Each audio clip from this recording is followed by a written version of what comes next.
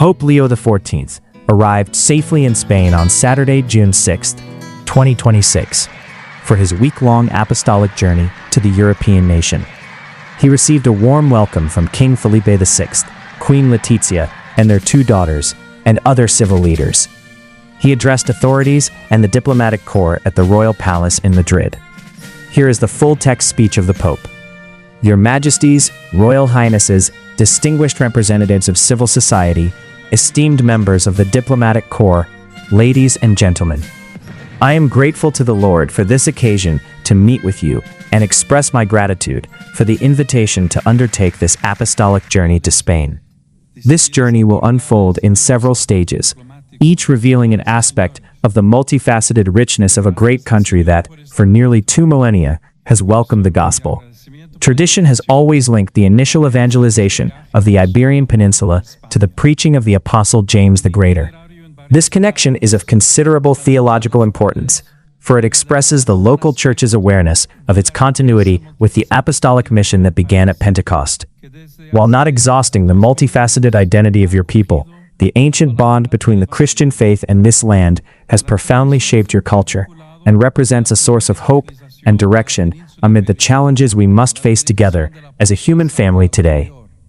I think of the expressions of popular piety that stand as an authentic dramatization of salvation in every city and town, in step with the rhythm of the year and life's various contexts. Along with the artistic and musical heritage, as well as the many confraternities and charitable associations, they bear witness to the fruitful encounter between Jesus Christ and your people, a passionate people who love life and express it.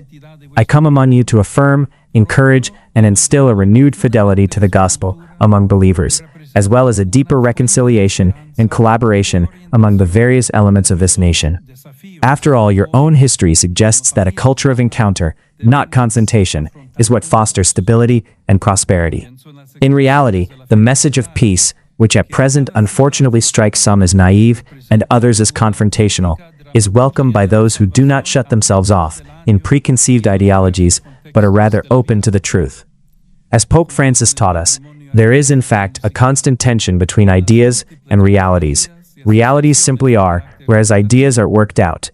There has to be continuous dialogue between the two, lest ideas become detached from realities.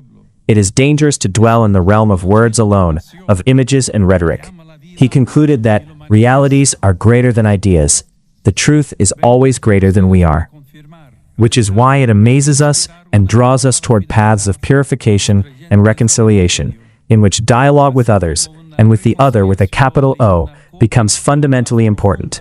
In this respect, I would like to mention two prominent figures from this country who have enriched the life of the Church and the spiritual journey of many for 5 centuries, even beyond the borders of Spain.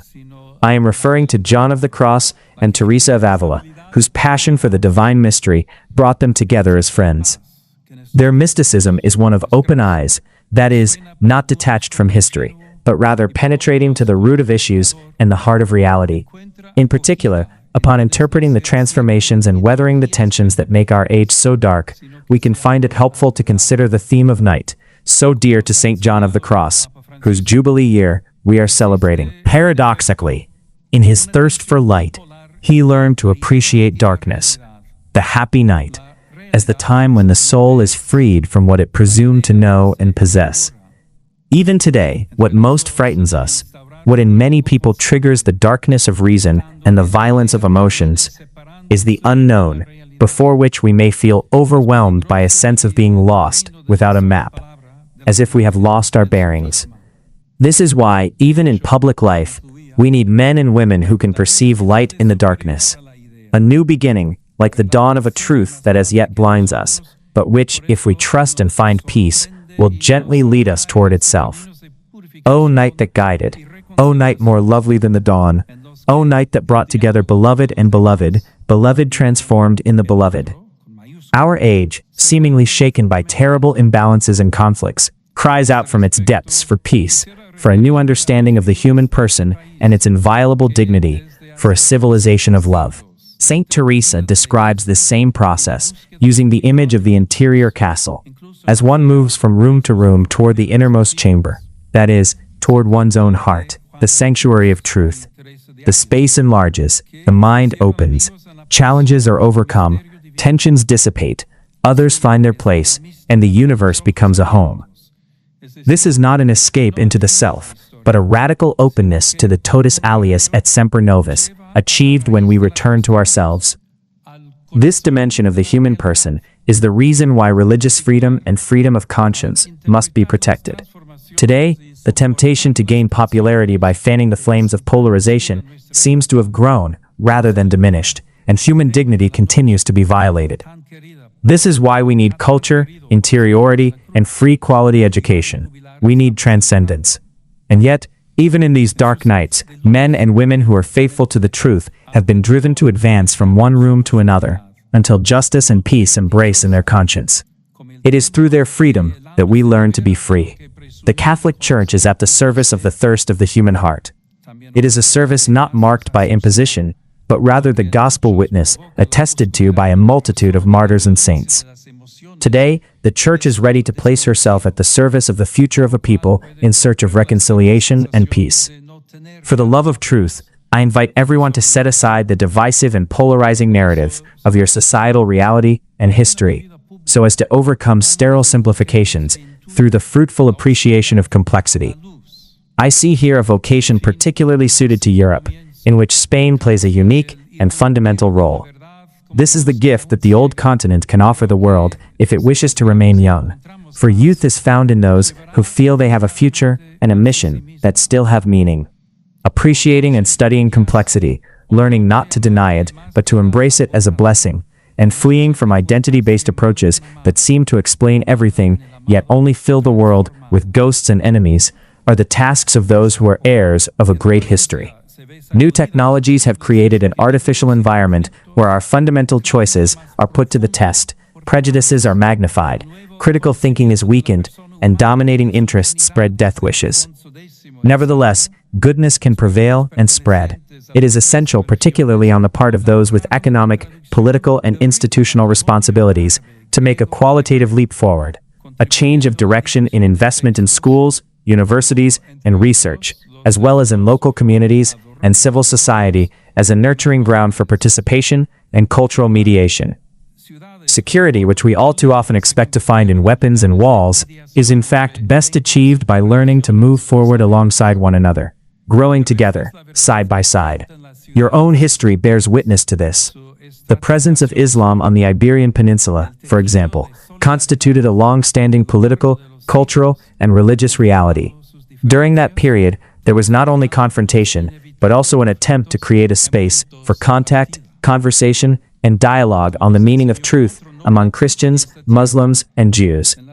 At the School of Translators enhanced by Alfonso X, the Wise, experts from all three religions collaborated on translating the texts of the rich Arabic, Greek, and Hebrew heritage, contributing to the dissemination of texts such as those of the philosophers Averroes and Maimonides, among others. The cities of Córdoba and Toledo, in particular, became centers of dialogue between languages, religions, and knowledge. This is the truth told by European cities. Their historical stratification, the fabric of solidarity that has shaped their differences over the centuries, transforming inevitable conflicts into new beginnings. As another noble son of this land taught us, trials and failures offer an opportunity for re-evaluation. Ignatius of Loyola possessed this kind of audacity, giving credence to the desolations and consolations of his heart, through an exercise of discernment and imagination that led him to prefer peace over arms, and the saints to the powerful. He understood that the good to which he was drawn was not illusory, and so his crisis became instead a grace. The same can happen with the novelties that unsettle us today and often cause division. We must avoid humiliating or antagonistic words, opting rather for a clarity that sheds light and a frankness that unlocks new possibilities. We cannot condone naive enthusiasms, nor fuel unfounded fears. Instead, let us establish standards for discernment, the dignity of the human person, the universal destination of goods, the preferential option for the poor, care for our common home, and peace.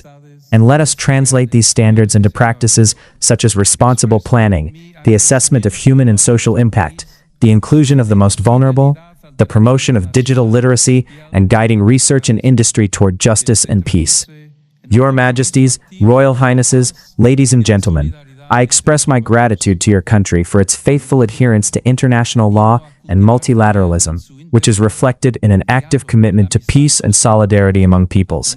At the same time, I encourage you to cultivate as well dialogue and civic friendship within your own country, to take into account the perspectives of the poor and the young when envisioning the future, to harmonize the claims for autonomy and unity, and to advance the cause of unity in Europe, not in opposition to other powers, but as a gift to the entire human family. God bless Spain.